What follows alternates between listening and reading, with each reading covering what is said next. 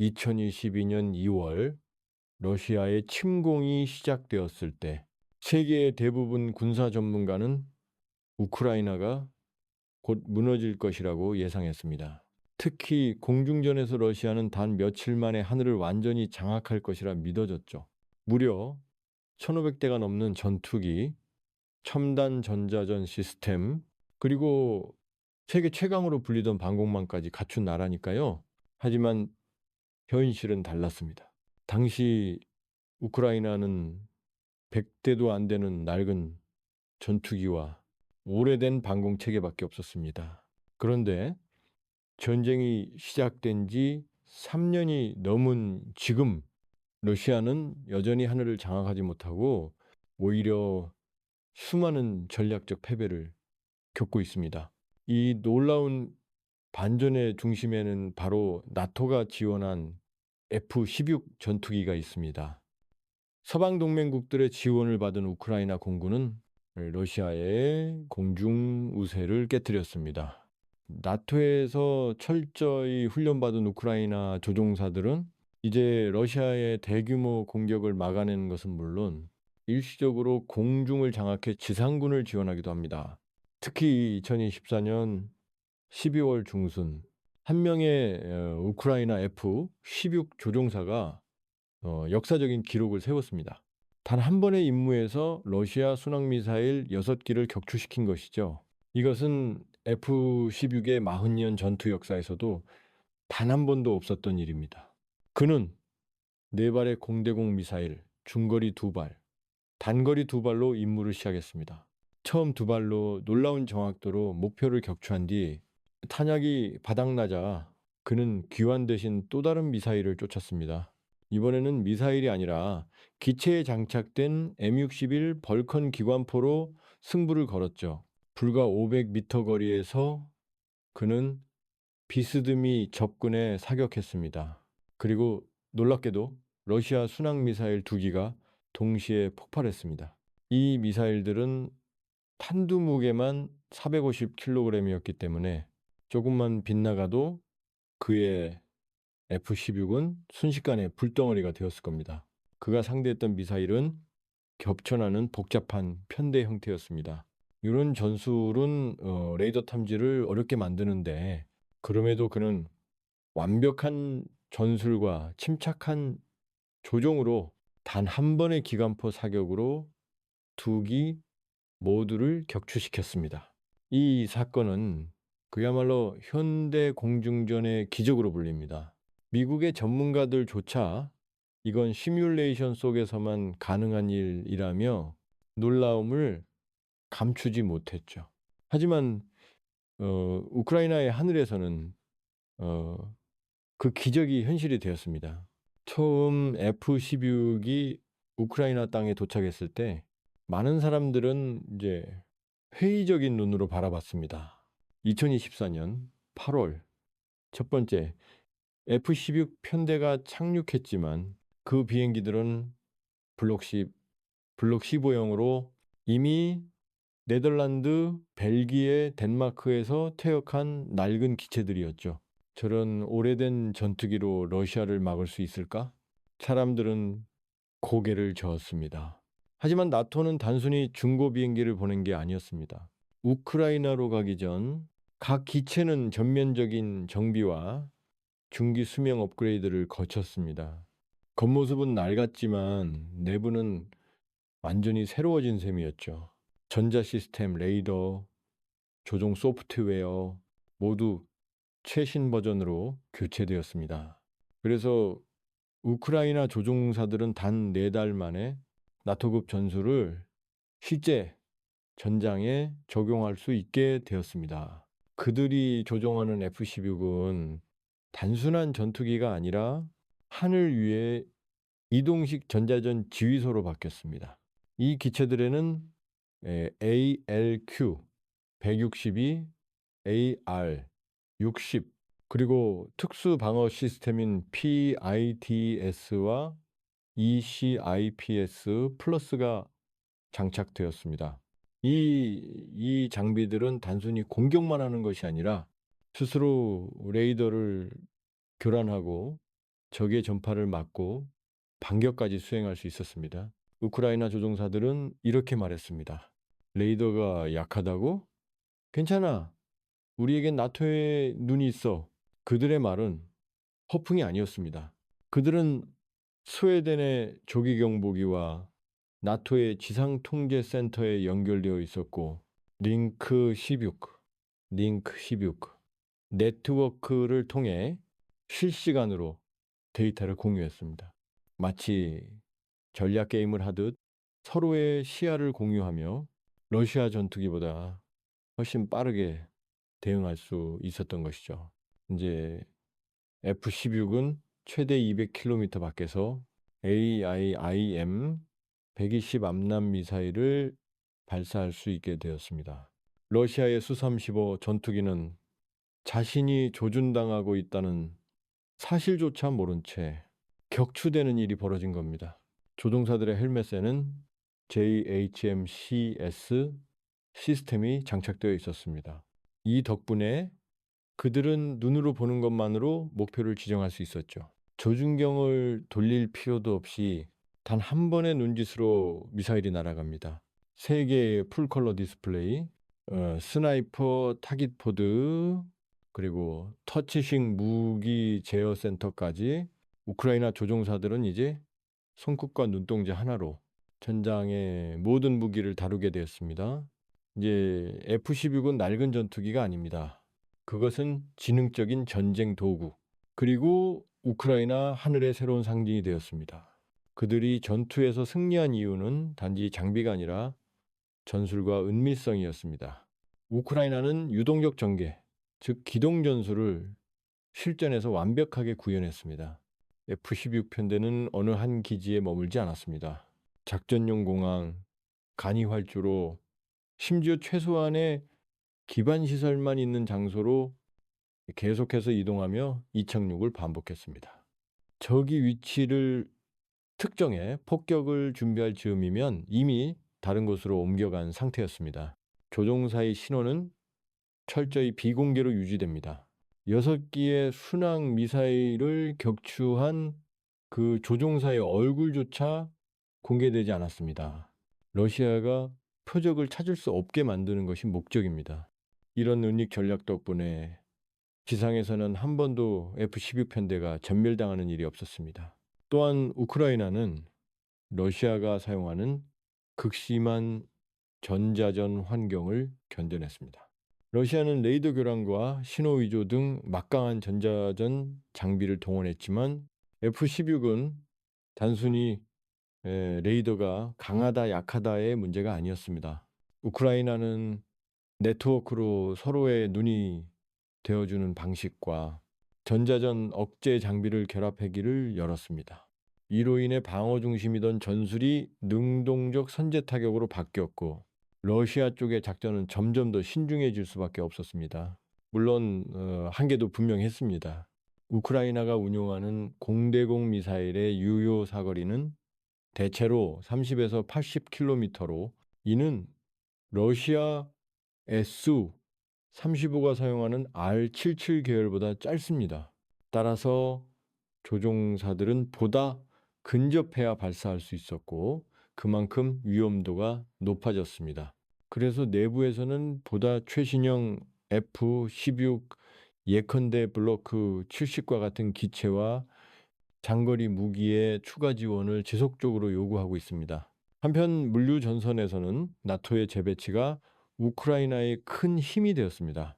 네덜란드, 노르웨이, 덴마크, 벨기에 등은 F-35로 전력 전환을 하면서 수백 대의 F-16과 부품, 모듈, 예비 엔진을 내놓았고 우크라이나는 이를 받아 단시간에 전력으로 전환했습니다. 터키 또한 중요한 변수입니다. 자국 생산 허가를 바탕으로 F-16을 대량 운용하는 터키는 기술과 재고를 통해 추가 지원을 제공할 가능성이 있습니다. 결과적으로 이 전쟁은 더 이상 단순한 대무기의 대결이 아닙니다. 후방 보급과 예비 부품, 전자전 능력, 네트워크 통합, 그리고 창의적인 전술이 승패를 가릅니다. 우크라이나는 남들이 쓰지 않는 장비를 효과적으로 재창조해 전장의 판도를 바꿨고, 러시아는 전통적 우위가 약화되는 모습을 보였습니다. 마지막으로 이 이야기는 한 번의 사건으로 끝나지 않습니다. 매 전투가 학습이 되고 매 기동이 전술의 진화로 이어집니다. 우크라이나가 보여준 것은 단지 무기 체계의 문제가 아니라 어떻게 싸우느냐에 대한 새로운 답이었습니다. 마지막으로 여러분의 의견을 남겨주세요. 이 채널의 콘텐츠가 처음이라면 구독 버튼을 눌러주시고요. 감사합니다. 2022년 2월 러시아의 침공이 시작되었을 때 세계의 대부분 군사 전문가는 우크라이나가 곧 무너질 것이라고 예상했습니다. 특히 공중전에서 러시아는 단 며칠 만에 하늘을 완전히 장악할 것이라 믿어졌죠. 무려 1,500대가 넘는 전투기, 첨단 전자전 시스템, 그리고 세계 최강으로 불리던 방공망까지 갖춘 나라니까요. 하지만 현실은 달랐습니다. 당시 우크라이나는 100대도 안 되는 낡은 전투기와 오래된 방공 체계밖에 없었습니다. 그런데 전쟁이 시작된 지 3년이 넘은 지금 러시아는 여전히 하늘을 장악하지 못하고 오히려 수많은 전략적 패배를 겪고 있습니다. 이 놀라운 반전의 중심에는 바로 나토가 지원한 F-16 전투기가 있습니다. 서방 동맹국들의 지원을 받은 우크라이나 공군은 러시아의 공중 우세를 깨뜨렸습니다. 나토에서 철저히 훈련받은 우크라이나 조종사들은 이제 러시아의 대규모 공격을 막아내는 것은 물론 일시적으로 공중을 장악해 지상군을 지원하기도 합니다. 특히 2024년 12월 중순 한 명의 우크라이나 F-16 조종사가 역사적인 기록을 세웠습니다. 단 한 번의 임무에서 러시아 순항미사일 6기를 격추시킨 것이죠. 이것은 F-16의 40년 전투 역사에서도 단 한 번도 없었던 일입니다. 그는 4발의 공대공 미사일, 중거리 2발, 단거리 2발로 임무를 시작했습니다. 처음 2발로 놀라운 정확도로 목표를 격추한 뒤 탄약이 바닥나자 그는 귀환 대신 또 다른 미사일을 쫓았습니다. 이번에는 미사일이 아니라 기체에 장착된 M61 벌컨 기관포로 승부를 걸었죠. 불과 500m 거리에서 그는 비스듬히 적군에 사격했습니다. 그리고 놀랍게도 러시아 순항 미사일 2기가 동시에 폭발했습니다. 이 미사일들은 탄두 무게만 450kg이었기 때문에 조금만 빗나가도 그의 F-16은 순식간에 불덩어리가 되었을 겁니다. 그가 상대했던 미사일은 겹쳐나는 복잡한 편대 형태였습니다. 이런 전술은 레이더 탐지를 어렵게 만드는데 그럼에도 그는 완벽한 전술과 침착한 조종으로 단 한 번의 기관포 사격으로 2기 모두를 격추시켰습니다. 이 사건은 그야말로 현대 공중전의 기적으로 불립니다. 미국의 전문가들조차 이건 시뮬레이션 속에서만 가능한 일이라며 놀라움을 감추지 못했죠. 하지만 우크라이나의 하늘에서는 그 기적이 현실이 되었습니다. 처음 F-16이 우크라이나 땅에 도착했을 때 많은 사람들은 이제 회의적인 눈으로 바라봤습니다. 2024년 8월 첫 번째 F-16 편대가 착륙했지만 그 비행기들은 블록 10, 블록 15형으로 이미 네덜란드, 벨기에, 덴마크에서 퇴역한 낡은 기체들이었죠. 저런 오래된 전투기로 러시아를 막을 수 있을까? 사람들은 고개를 저었습니다. 하지만 나토는 단순히 중고 비행기를 보낸 게 아니었습니다. 우크라이나로 가기 전 각 기체는 전면적인 정비와 중기 수명 업그레이드를 거쳤습니다. 겉모습은 낡았지만 내부는 완전히 새로워진 셈이었죠. 전자 시스템, 레이더, 조종 소프트웨어 모두 최신 버전으로 교체되었습니다. 그래서 우크라이나 조종사들은 단 4달 만에 나토급 전술을 실제 전장에 적용할 수 있게 되었습니다. 그들이 조종하는 F-16은 단순한 전투기가 아니라 하늘 위에 이동식 전자전 지휘소로 바뀌었습니다.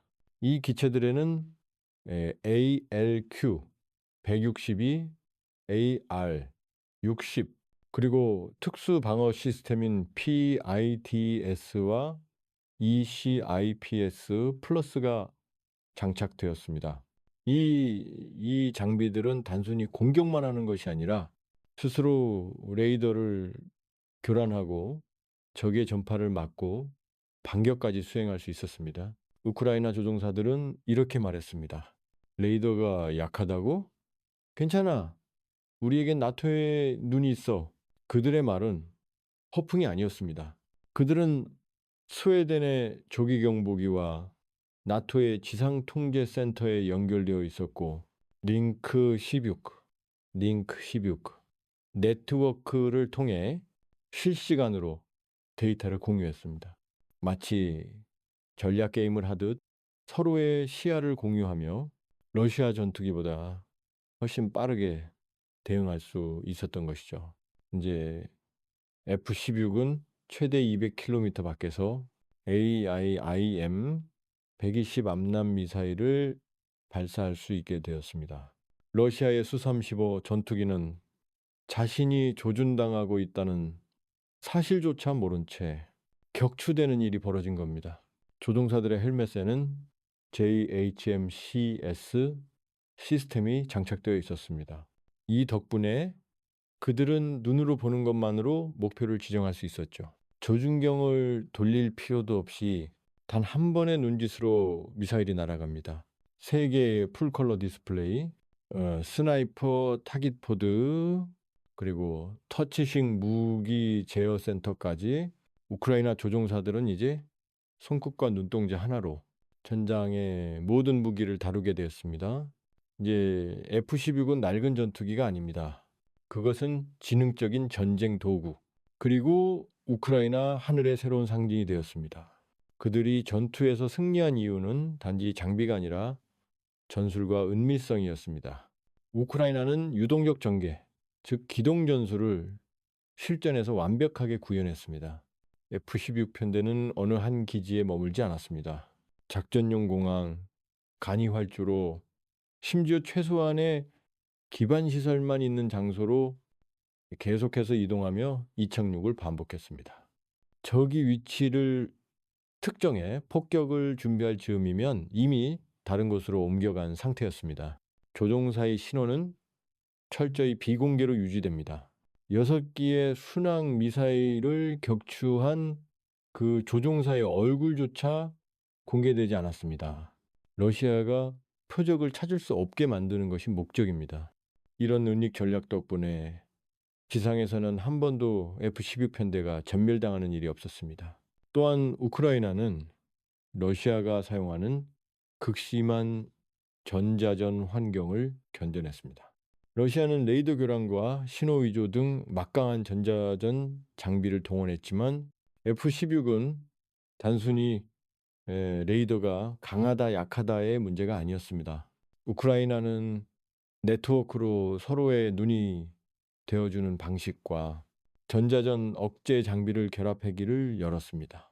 이로 인해 방어 중심이던 전술이 능동적 선제 타격으로 바뀌었고 러시아 쪽의 작전은 점점 더 신중해질 수밖에 없었습니다. 물론 한계도 분명했습니다. 우크라이나가 운용하는 공대공 미사일의 유효 사거리는 대체로 30에서 80km로 이는 러시아 SU-35가 사용하는 R-77 계열보다 짧습니다. 따라서 조종사들은 보다 근접해야 발사할 수 있었고 그만큼 위험도가 높아졌습니다. 그래서 내부에서는 보다 최신형 F-16 예컨대 블로크 70과 같은 기체와 장거리 무기의 추가 지원을 지속적으로 요구하고 있습니다. 한편 물류 전선에서는 나토의 재배치가 우크라이나의 큰 힘이 되었습니다.